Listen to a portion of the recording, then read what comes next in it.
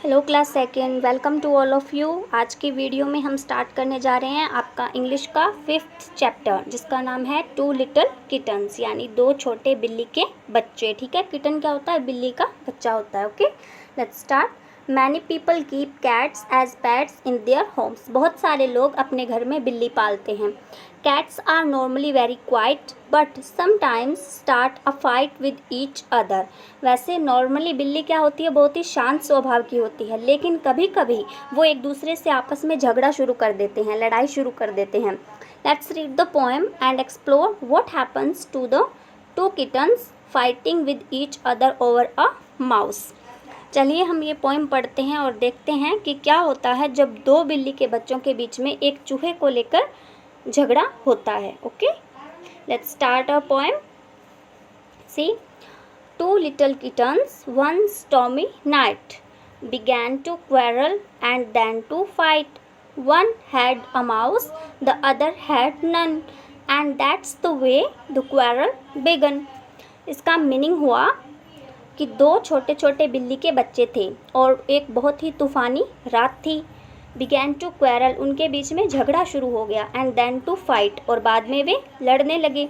One had a mouse, उनमें से एक बिल्ली के बच्चे के पास एक चूहा था। द अदर हैड नन, लेकिन दूसरे के पास नहीं था। And that's the way the quarrel began, और इस तरीके से उस चूहे को लेकर उन दोनों के बीच में झगड़ा शुरू हो जाता है। I'll have that mouse, said the bigger cat. उनमें से जो बड़ी बिल्ली थी उसने कहा कि ये माउस मेरे पास होगा।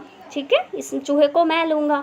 You will have that mouse, we will see about that. तुम ये चूहा लोगे, हम देख लेंगे। ठीक है, हम देख लेंगे भी ये चूहा किसके पास होगा, ये पता लग जाएगा। आपस में वो लोग लड़ने लगते हैं। I'll have that mouse, said the elder one. उनमें से जो बड़ा था, उस बड़ी जो बिल्ली का बच्चा था, उसने कहा कि ये माउस तो मेरा ही होगा। You shall not have the mouse, said the little one. लेकिन जो उसमें छोटा बिल्ली का बच्चा था उसने कहा कि ये माउस तुम्हारा नहीं होगा, यानी ये माउस तुम्हें नहीं मिलेगा। इस तरीके से उन दोनों के बीच में उस माउस को लेकर, चूहे को लेकर झगड़ा शुरू हो जाता है। I told you before it was a stormy night when these two little kittens began to fight.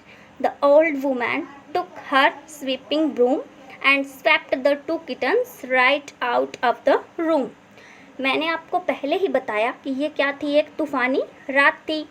When these two little kittens began to fight, जब इन दोनों छोटे छोटे बिल्ली के बच्चों ने लड़ना शुरू किया, जब इनके बीच में लड़ाई शुरू हुई, तब क्या थी? एक स्टॉर्मी नाइट, यानी एक तूफ़ानी रात थी। The old woman took her sweeping broom, तभी एक बूढ़ी औरत, उस घर की जो बूढ़ी औरत थी, उसने क्या किया? अपना सफाई करने वाली जो झाड़ू थी उसे उठाया।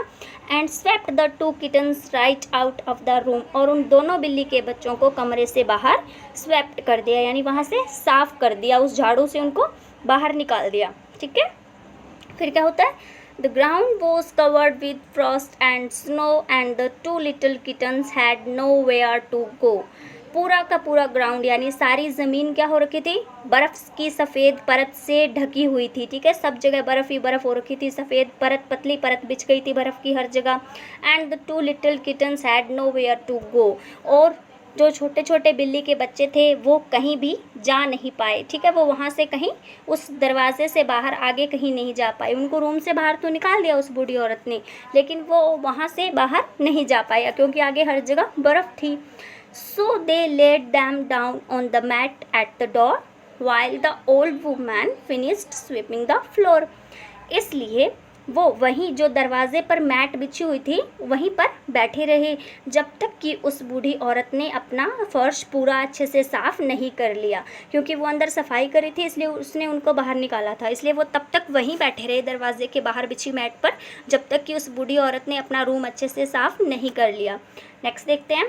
Then they crept in as quiet as mice, all wet with the snow and cold as ice, for they found it was better that stormy night to lay down and sleep than to quarrel and fight. उसके बाद क्या हुआ?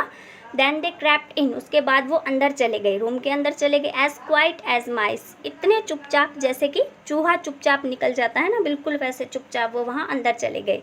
All wet with the snow and cold as ice.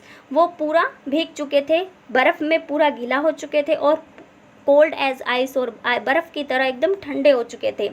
For they found it was better that stormy night.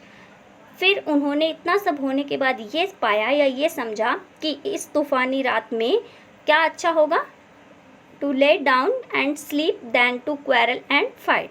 आपस में झगड़ा करने और लड़ाई करने से बेटर क्या होगा कि वो लोग चुपचाप लेट जाएं और सो जाएं। ठीक है, तो उन्हें जब तूफ़ानी रात में बाहर निकाला गया बर्फ़ में, तो उन्हें इस बात की समझ आई भी आपस में लड़ने से तो अच्छा यही होगा कि हम रूम में अच्छे से आराम से चुपचाप सो जाएं। ठीक है, इट्स योर पोएम, इसको आप अच्छे से रीड करिए और इसकी आपको मीनिंग समझने की कोशिश करिए। Okay, thanks and have a nice day students.